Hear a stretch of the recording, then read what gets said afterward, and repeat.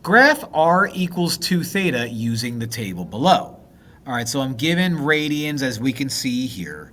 I'm given decimal approximation of those radians, and I'm supposed to put a bunch of points based off what 2 theta is. So I'm going to make slight approximations.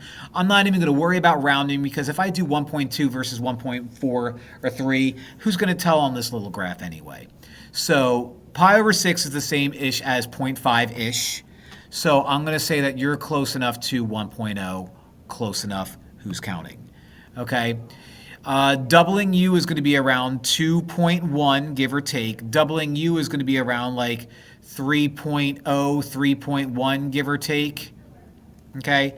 Doubling u is going to be around 4.0, give or take. Doubling u is going to be around 5.1 or 2 or 3, give or take. We'll do 2. Doubling u, oh, that's pi, is going to be 6.3-ish. And I'm running out of space, so doubling u is going to fall off the grid. But that's going to be like 7.3 or 4-ish. I don't need to worry about you.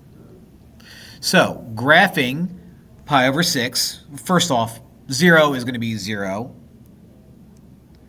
Pi over 6 is going to be around 1. So u. Okay. Pi over 3 is going to be around 2. So u.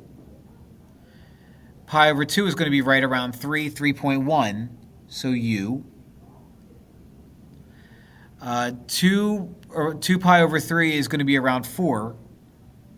So u. 5 pi over 6 is going to be around 5.2. So u.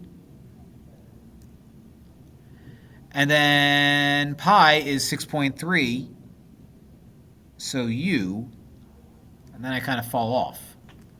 So what we have here is just a nice, perfect spiral thing going on. So no circles, no holes, no nothing. It's just going to look like that. Fun.